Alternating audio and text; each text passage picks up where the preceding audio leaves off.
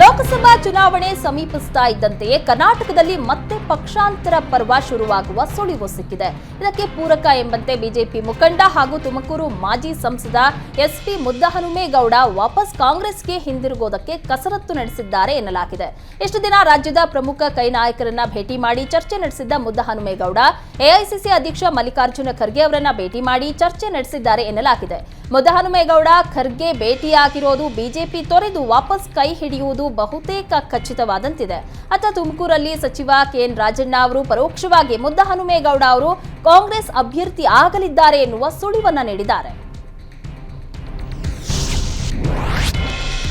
ಲೋಕಸಭೆ ಚುನಾವಣೆ ಹೊತ್ತಲ್ಲಿ ಬಿಜೆಪಿಗೆ ಬಿಗ್ ಶಾಕ್ ಎದುರಾಗಿದೆ. ಮಂಡ್ಯ ಬಿಜೆಪಿಯ ನಾರಾಯಣಗೌಡಗೆ ಕಾಂಗ್ರೆಸ್ ಗಾಳ ಹಾಕ್ತಾ ಇದ್ದು, ನಾರಾಯಣಗೌಡ ಕಾಂಗ್ರೆಸ್ ಸೇರ್ತಾರೆ ಎಂಬ ಬಿಸಿ ಚರ್ಚೆ ಆಗ್ತಾ ಇದೆ. ಮೈತ್ರಿ ವಿರೋಧಿಸಿರುವ ನಾರಾಯಣಗೌಡ ಅವರಿಗೆ ಕಾಂಗ್ರೆಸ್ ಆಫರ್ ನೀಡಿದ್ದು, ಕಾಂಗ್ರೆಸ್ ಆಫರ್ ಅನ್ನ ಮಾಜಿ ಸಚಿವರು ಒಪ್ಪಿಕೊಂಡಿದ್ದಾರೆ ಎನ್ನಲಾಗಿದೆ. ಮಂಡ್ಯವನ್ನ ಜೆಡಿಎಸ್ಗೆ ಬಿಟ್ಕೊಟ್ರೆ ಮುಂದಿನ ತೀರ್ಮಾನ ತಿಳಿಸುವುದಾಗಿ ಬಿಜೆಪಿಗೆ ನಾರಾಯಣಗೌಡ ಎಚ್ಚರಿಕೆಯನ್ನ ನೀಡಿದ್ದಾರೆ ಎನ್ನಲಾಗಿದೆ. ಸುಮಲತಾಗೆ ಟಿಕೆಟ್ ನೀಡುವಂತೆ ನಾರಾಯಣಗೌಡ ಪಟ್ಟು ಹಿಡಿದಿದ್ದು, ಜೆಡಿಎಸ್ ಜೊತೆ ಹೊಂದಾಣಿಕೆ ಸಾಧ್ಯವೇ ಇಲ್ಲ ಅಂದಿದ್ದಾರೆ.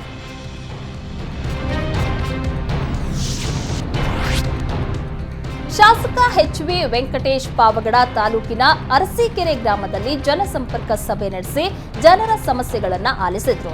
ತಾಲೂಕು ಮಟ್ಟದ ಎಲ್ಲ ಇಲಾಖೆಯ ಅಧಿಕಾರಿಗಳು ಸಭೆಯಲ್ಲಿ ಭಾಗಿಯಾಗಿದ್ದರಿಂದ ಸಾರ್ವಜನಿಕರ ಹಲವು ಸಮಸ್ಯೆಗಳಿಗೆ ಸ್ಥಳದಲ್ಲೇ ಪರಿಹಾರ ದೊರೆಯಿತು. ಇದೇ ವೇಳೆ ಈ ಸಂದರ್ಭದಲ್ಲಿ ದಂಡಾಧಿಕಾರಿ ವರದರಾಜು, ಕಾರ್ಯನಿರ್ವಹಣಾಧಿಕಾರಿ ಜಾನಕಿರಾಮ್ ಸೇರಿದಂತೆ ಹಲವು ಮುಖಂಡರು ಉಪಸ್ಥಿತರಿದ್ದರು. ಜನಸಂಪರ್ಕ ಸಭೆ ನಡೆಸ್ತಾ ಇರುವ ವೇಳೆ ಕಾಮನಹಟ್ಟಿ ಗ್ರಾಮದ ಶಾಲಾ ಮಕ್ಕಳು ಮಾನ್ಯ ಶಾಸಕರಾದ ಎಚ್.ವಿ. ವೆಂಕಟೇಶ್ ಅವರನ್ನ ಭೇಟಿ ಮಾಡಿ ತಮ್ಮೂರಿನ ಬಸ್ ಸಮಸ್ಯೆ ಬಗ್ಗೆ ಪ್ರಸ್ತಾಪ ಮಾಡಿದ್ರು. ತಕ್ಷಣವೇ ಮಕ್ಕಳ ಮನವಿಗೆ ಸ್ಪಂದಿಸಿದ ಶಾಸಕರು ಸಭೆಯಲ್ಲಿದ್ದ ಕೆಎಸ್ಆರ್ಟಿಸಿ ಡಿಪೋ ವ್ಯವಸ್ಥಾಪಕರನ್ನ ಕರೆಸಿ 2 ದಿನಗಳಲ್ಲಿ ಕಾಮನಹಟ್ಟಿಗೆ ಬಸ್ ವ್ಯವಸ್ಥೆಯನ್ನ ಕಲ್ಪಿಸಿ ಮಕ್ಕಳ ಕಷ್ಟಕ್ಕೆ ಸ್ಪಂದಿಸಬೇಕೆಂದು ಸೂಚನೆ ನೀಡಿದ್ದಾರೆ. ಮಂಡ್ಯದ ತಾಲೂಕು ಕಚೇರಿಗೆ ಕಂದಾಯ ಸಚಿವ ಕೃಷ್ಣ ಬೈರೇಗೌಡ ದಿಢೀರಂತ ಭೇಟಿ ನೀಡಿ ಅಧಿಕಾರಿಗಳಿಗೆ ಹೆಗ್ಗಾಮುಗ್ಗಾ ತರಾಟೆ ತೆಗೆದುಕೊಂಡಿದ್ದಾರೆ. ಮಧೂರು ತಾಲೂಕು ಕಚೇರಿಗೆ ಭೇಟಿ ನೀಡಿದ ಸಚಿವರು ಜನರಿಂದ ಅಹವಾಲನ್ನ ಕೇಳಿದ್ರು. ಈ ವೇಳೆ ಅಧಿಕಾರಿಗಳ ವಿರುದ್ಧ ದೂರಿನ ಸುರಿಮಳೆಯೇ ಹರಿದು ಬಂದಿದೆ. 3 ವರ್ಷಗಳಿಂದ ಬಂಡಿ ರಸ್ತೆ ಸರ್ವೆ ಮಾಡದ ಅಧಿಕಾರಿಗಳಿಗೆ ಫುಲ್ ಕ್ಲಾಸ್ ತೆಗೆದುಕೊಂಡ ಸಚಿವರು ಜನರ ಸಮಸ್ಯೆಗಳನ್ನ ಈಡೇರಿಸುವಂತೆ ಕ್ಲಾಸ್ ತೆಗೆದುಕೊಂಡ್ರು. ಸರ್ಕಾರಿ ಜಾಗ ಸರ್ವೆ ಮಾಡಿಕೊಡಲು ಎಷ್ಟು ದಿನ ಬೇಕು? ನೆಪ ಹೇಳ್ಕೊಂಡು ಕಾಲ ಕಳೆಯೋದಕ್ಕೆ ಬಂದಿದ್ದೀರಾ ಇಲ್ಲಿ? ನಿಮ್ಗೆಲ್ಲ ನಾಚಿಕೆ ಆಗಬೇಕು ಅಂತ ತರಾಟೆಗೆ ತೆಗೆದುಕೊಂಡ್ರು. ಕೆಲಸ ಮಾಡಲು ಆಗಲ್ಲ ಅಂದ್ರೆ ಬಿಟ್ಟೋಗಿ ಅಂತ ಕ್ಲಾಸ್ ತಗೊಂಡಿದ್ದಾರೆ.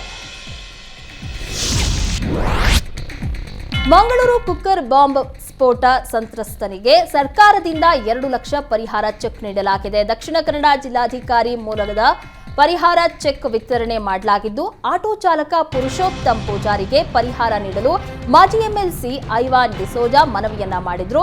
ಐವಾನ್ ಡಿಸೋಜಾ ಜೊತೆ ಆಗಮಿಸಿದ ಪುರುಷೋತ್ತಮ್ ಚೆಕ್ ಅನ್ನ ಪಡೆದ್ರು. ಪುರುಷೋತ್ತಮ್ ಆಟೋ ಚಾಲಕರಾಗಿ ವೃತ್ತಿ ಜೀವನವನ್ನ ನಡೆಸ್ತಾ ಇದ್ರು. ಒಮ್ಮೆ ಆಟೋದಲ್ಲಿ ಪ್ರಯಾಣಿಕರೊಬ್ಬರು ಹಿಡಿದುಕೊಂಡಿದ್ದ ಕುಕ್ಕರ್ ಸಿಡಿದು ಆಟೋ ರಿಕ್ಷಾ ನಜ್ಜುಗುಜ್ಜಾಗಿದೆ. ಅವರಿಗೂ ಸಣ್ಣ ಪುಟ್ಟ ಗಾಯಗಳಾಗಿದ್ವು. ಮುಖ್ಯಮಂತ್ರಿ ಅವರ ಪರಿಹಾರ ನಿಧಿಯಿಂದ ವಿಶೇಷ ಪ್ರಕರಣದಡಿ ಮಂಜೂರು ಮಾಡಲಾಗಿದೆ.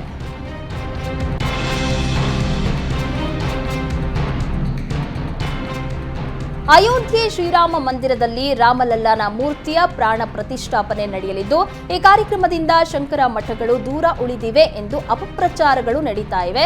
ಈ ಬಗ್ಗೆ ಸ್ಪಷ್ಟನೆ ನೀಡಿದ ಚಿಕ್ಕಮಗಳೂರು ಜಿಲ್ಲೆಯ ಶೃಂಗೇರಿ ಮಠದ ಕಿರಿಯ ಸ್ವಾಮೀಜಿ ವೈದುಶೇಖರ ಶ್ರೀ, ಸುಳ್ಳು ಅಪಪ್ರಚಾರಕ್ಕೆ ಯಾರೂ ಕಿವಿಗೊಡಬೇಡಿ, ಎಲ್ಲರೂ ರಾಮ ಜಪ ಮಾಡುವಂತೆ ಕರೆ ನೀಡಿದ್ರು. ಶ್ರೀರಾಮನ ಪ್ರಾಣ ಪ್ರತಿಷ್ಠಾಪನೆಯಲ್ಲಿ ನಾವೆಲ್ಲರೂ ಭಾಗಿಯಾಗಬೇಕು. 500 ವರ್ಷಗಳ ಹೋರಾಟದ ಫಲವಾಗಿ ರಾಮ ಮಂದಿರ ನಿರ್ಮಾಣ, ಪ್ರಾಣ ಪ್ರತಿಷ್ಠೆ ವಿಷಯದಲ್ಲಿ ಎಲ್ಲರೂ ಸಂತೋಷವಾಗಿದ್ದಾರೆ, ಸಂತೃಪ್ತಿ ಇದೆ. ಜನವರಿ 22ರಂದು ನಾವು ಎಲ್ಲಿದ್ದರೂ ರಾಮನನ್ನ ಪೂಜಿಸುವುದು ಮುಖ್ಯ ಎಂದು ವೈದುಶೇಖರ ಶ್ರೀ ಹೇಳಿದರು. ಅಯೋಧ್ಯೆಯಲ್ಲಿ ಶ್ರೀರಾಮನ ಪ್ರಾಣ ಪ್ರತಿಷ್ಠಾಪನೆ ಹಿನ್ನೆಲೆಯಲ್ಲಿ ಮಂಗಳೂರಿನ ದೇವಾಲಯಗಳು ಸಿದ್ಧಗೊಳ್ಳುತ್ತಾ ಇವೆ. ಜನವರಿ 21ರಂದೇ ಸಂಜೆ 9 ಗಂಟೆಗೆ ದಕ್ಷಿಣ ಕನ್ನಡ ಜಿಲ್ಲೆಯ ಬಂಟ್ವಾಳ ಶ್ರೀ ವೆಂಕಟರಮಣ ಸ್ವಾಮಿ ದೇವಸ್ಥಾನದಲ್ಲಿ ಪವಿತ್ರ ಗಂಗೆಯ ಮೇಲೆ ಶ್ರೀ ಸತ್ಯನಾರಾಯಣ ಪೂಜೆ ನೆರವೇರಿಸುವುದಕ್ಕೆ ತಯಾರಿಯನ್ನ ನಡೆಸಲಾಗ್ತಾ ಇದೆ. ಪುರಸಭೆಯ ಹಿರಿಯ ಸದಸ್ಯ ಅಯೋಧ್ಯೆಯ ಕರಸೇವೆಯಲ್ಲಿ 2 ಬಾರಿ ಭಾಗಿಯಾಗಿರುವ ಬಿಜೆಪಿಯ ಹೋರಾಟಗಾರರಾದ ಎ ಗೋವಿಂದ ಪ್ರಭು ಅವರ ಮುಂದಾಳತ್ವದಲ್ಲಿ ಪೂಜೆಯನ್ನ ನಡೆಸಲಾಗ್ತಾ ಇದ್ದು, ಪೂಜೆಯನ್ನ ಪೂಜೆಯನ್ನ ನಡೆಸುವ ಉದ್ದೇಶದಿಂದ ಈಗಾಗಲೇ ನೇತ್ರಾವತಿ ನದಿಯ ಮಧ್ಯಭಾಗದಲ್ಲಿ ಅಂದ್ರೆ ನೀರಿನ ಮೇಲೆ ನಡೆಯುವ ಪೂಜೆಗಾಗಿ ಕಬ್ಬಿಣದ ರಾಡ್ಗಳನ್ನು ಅಳವಡಿಸಿ ಸುಂದರವಾದ ವೇದಿಕೆಯನ್ನ ಸಿದ್ಧಗೊಳಿಸಲಾಗ್ತಾ ಇದೆ. ಖ್ಯಾತ ಕ್ರಿಕೆಟಿಗ ಕೆಎಲ್ ರಾಹುಲ್ ಕೊಲ್ಲೂರು ಶ್ರೀ ಮೂಕಾಂಬಿಕಾ ದೇವಸ್ಥಾನಕ್ಕೆ ಭೇಟಿ ನೀಡಿ ದೇವರ ದರ್ಶನವನ್ನ ಪಡೆದಿದ್ದಾರೆ. ದೇಗುಲದ ವತಿಯಿಂದ ಕೆಎಲ್ ರಾಹುಲ್ ಅವರನ್ನ ಗೌರವಿಸಲಾಯಿತು. ಕಾರ್ಯನಿರ್ವಹಣಾಧಿಕಾರಿ ಪ್ರಶಾಂತ ಶೆಟ್ಟಿ, ಸಾರ್ವಜನಿಕ ಸಂಪರ್ಕಾಧಿಕಾರಿ ಜಯಕುಮಾರ್, ಅರ್ಚಕ ಸುರೇಶ್ ಭಟ್ ಉಪಸ್ಥಿತಿಯಿದ್ದರು. ವಿಶ್ವಕಪ್ ಮುಗಿದ ಬಳಿಕ ಇದೇ ಮೊದಲ ಬಾರಿಗೆ ರಾಹುಲ್ ಕುಕ್ಕೆಗೆ ಭೇಟಿ ನೀಡಿದ್ದು, ರಾಹುಲ್ ಪ್ರತಿ ವರ್ಷ ಕ್ಷೇತ್ರಕ್ಕೆ ಆಗಮಿಸಿ ಪೂಜೆಯನ್ನ ಸಲ್ಲಿಸುತ್ತಾರೆ. ಹಾಸನದಲ್ಲಿ ಕಸ ವಿಲೇವಾರಿ ಬಗ್ಗೆ ಮನವಿ ಮಾಡಿದ್ದಕ್ಕೆ ಪೌರ ಕಾರ್ಮಿಕ ಮಹಿಳೆಗೆ ನಿಂದನೆ ಮಾಡಿರುವ ಆರೋಪ ಕೇಳಿಬಂದಿದೆ.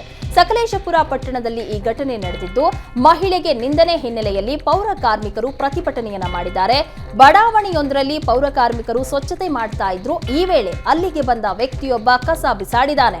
ಈ ವೇಳೆ ಅದನ್ನ ಪ್ರಶ್ನಿಸಿದ ಪೌರ ಕಾರ್ಮಿಕ ಮಹಿಳೆಗೆ ಅವಾಚ್ಯ ಶಬ್ದಗಳಿಂದ ನಿಂದನೆ ಮಾಡಿದ್ದಾನೆ ಎಂದು ಆರೋಪಿಸಲಾಗಿದೆ. ಈ ಹಿನ್ನೆಲೆಯಲ್ಲಿ ಪೌರ ಕಾರ್ಮಿಕರು ಆತನ ಮನೆ ಮುಂದೆ ಕಸ ಸುರಿದು ಪ್ರತಿಭಟನೆ ಮಾಡಿದ್ದಾರೆ. ಅಲ್ಲದೆ ಆ ವ್ಯಕ್ತಿ ವಿರುದ್ಧ ಪೊಲೀಸ್ ಠಾಣೆಗೂ ದೂರನ್ನ ನೀಡಲಾಗಿದೆ.